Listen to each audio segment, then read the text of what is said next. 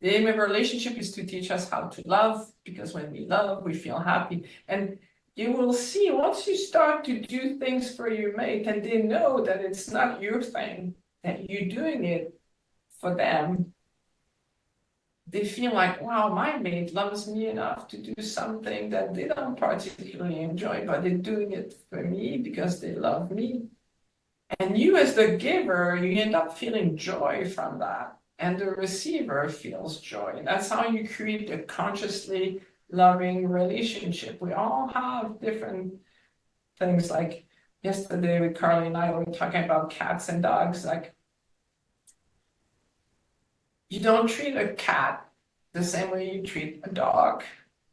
And if you're expecting your cat to relate to you the same way as a dog, you would feel like, oh, my cat doesn't love me. No, your cat is a different beast than a dog. And being conscious is understanding all these things, because the baby part of us that's watched all of these movies and all like that wants mommy to come and comfort us when we're scared and we want to feel love. We need to grow out of that and become consciously loving people, because learning how to love is so fulfilling. It brings such happiness. And that's why we call this the soul-worthy love, because it's not about the senses. Sure, senses, we like being touched and great sex and all those things. Some of us don't. But what makes you feel joyful is when you are connected enough to your heart that you have taken the time to know that I'm worthy of love. You are taking the time to learn how to love another being, and you're being clear on what your needs are, and you're finding ways of fulfilling them. And when you do that, you become conscious. And once you're conscious of yourself, it's so much easier to be conscious of another being. And that's why, for me, a romantic relationship is a spiritual evolutionary tool. It's a beautiful tool to grow in love and wisdom.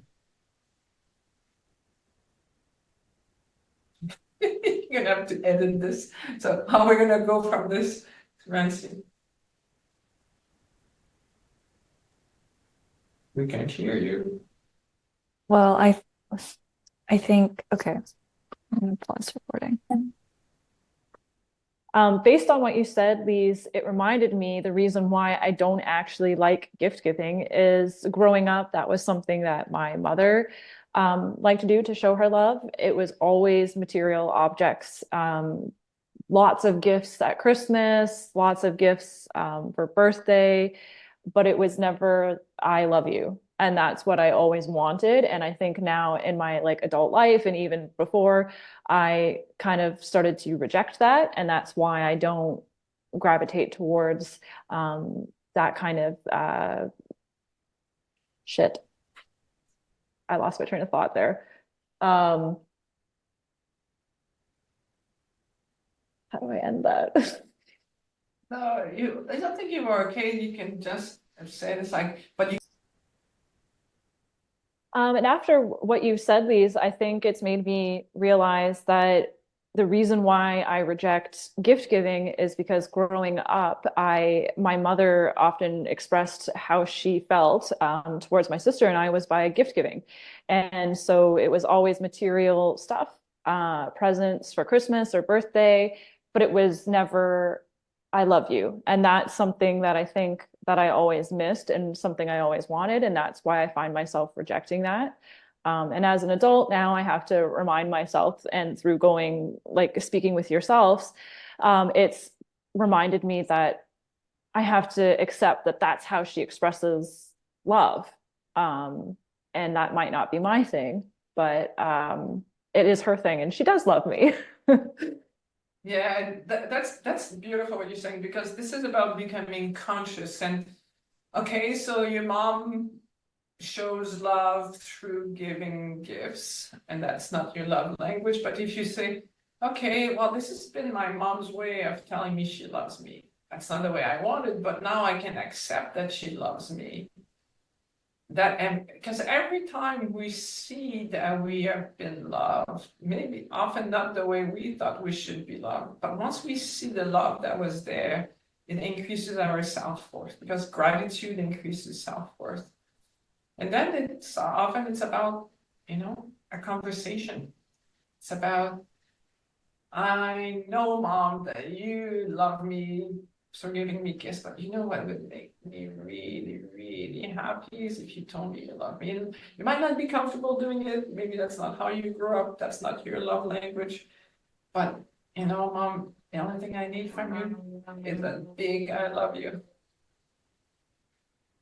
Something like that. Communication, conscious, loving relationships is all about communication. People are not mind readers, and we can learn about each other's love language, and it's fun. It's fun. It creates expansion. It's not all about us anymore. We learn how to expand and receive love in different ways.